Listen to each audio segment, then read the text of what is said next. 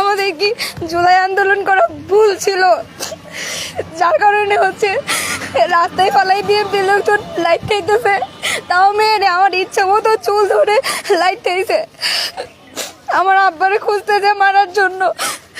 গতকাল আমার বোনকে বৃষ্টির মধ্যে কিছু বাঙালি ছেলে বিরক্ত করে, যার কারণে এলাকার যে মাতুব্বার বিএনপির চেয়ারম্যান ক্যান্ডিডেট আমাদের ইউনিয়নের, তার কাছে বিচার দেই। সে বলে যে আজকে 10টার সময় মীমাংসা করে দিবে। তো 11:34 বাজে তখন আমি তার ফোন দিই সে কখন বসবে, সে বলে যে আসতেছে। 12টা পর্যন্ত অপেক্ষা করি, সে আর আসে নাই। তারপর ইউনো স্যারের কাছে গেছি, স্যারের কাছে গিয়ে হচ্ছে কমপ্লেন দিছি। দেওয়ার পর স্যার বলছে যে পুলিশে জানাও, জানার পর তারা যাবে তোমার সাথে। তাদের সাথে আসছি, আসার পর এই ট্রিটিং এর ব্যাপারটা সমাধানে চলে আসছে যে রবিবারে সব মিটাই দিবে দুই পক্ষকে। তো এই কথা হচ্ছে বলার জন্য যে স্যার রবিবারে আমাদের সালিশ করলে সমস্যা নেই, এটা জানানোর জন্য আমি স্যারের কাছে গেছি। যে দায়িত্বরত পুলিশ ছিল ওনার কাছে গেছি। ওই জায়গা থেকে আসার সময় আমার বিএনপির একজন নেতাকর্মী, উনি হচ্ছে আমার চুল ধরে আমার নিয়ে আসছে রাস্তা পর্যন্ত। নিয়ে আসার পর তার বাবা আমার চুল ধরে আবার লাথি দিছে, দিয়ে ফালাই দিছে নিচে, নিয়ে ইচ্ছে মতো পাড়াইছে। আর ওনার ছেলে আমাদের বাড়িতে আসছিল ভাঙচুর করার জন্য, ওর বাবার খোঁজার জন্য। আমি ইফটিজিং এর প্রতিবাদ করছি বলে তাদের কাছে কেন যাই নাই, এই জন্য আমার মারধর করছে।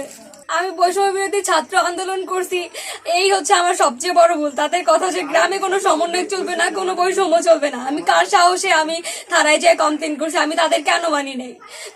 তাদের জন্য আমি 10টা 11টা পর্যন্ত অপেক্ষা করছি, কিন্তু তারা আসে নাই, এই জন্য আমি থানায় গেছি। আমি সন্ধ্যার দিকে জানতে পারি আমাদের বৈষম্য বিরোধী ছাত্র আন্দোলনের সংগঠক বৈশাখী ইসলাম বর্ষা, তার ছোট বোনের উপরে কিছু এখানে স্থানীয় বকাটা ছেলে পেলে কুনজোদ্দা এবং ইপ্রিজিং করে, সেটার প্রেক্ষিতে বৈশাখী ইসলাম বর্ষা অভিযোগ দিলে পরে সেই অভিযোগের প্রেক্ষিতে এখানে একটা সালিশ হওয়ার কথা ছিল।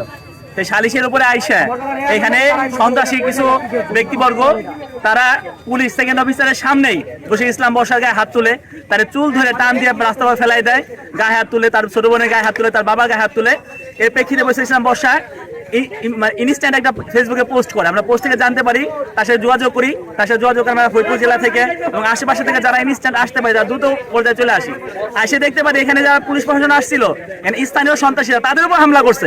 একজন বয়স্ক পুলিশ, তার দেখলাম মাথায় এখানে রক্তাক্ত অবস্থা এবং পায়ে হাঁটতে পারতেছে না, এই অবস্থা তারা রাখছে, গাড়ির চাবিটা বন্ধ নিয়ে গেছে। আমরা এই তথ্যের উপর ভিত্তি করে পুলিশের গায়ে কেন হামলা করলো এবং আমাদের বোনের পরে কেন হামলা করলো, এর প্রেক্ষিতে এখানে যখন আসি আমাদের পরে হামলার চেষ্টা করা হয়। আসামি হিসেবে গ্রেপ্তার করে তাদের সিনাই নিয়ে যাওয়ার মানে পুরো সেনাই নিতে যায় এবং গাড়ির চাবিটা বন্ধ নিয়ে যায় এবং সিনে যাওয়া অবস্থায় গাড়ির ড্রাইভারে মারে এবং এখানে আশপাশে যে লাঠি ছিল এই লাঠি দিয়ে পুলিশের গায়ে হামলা করে, আমাদের উপর হামলা করে।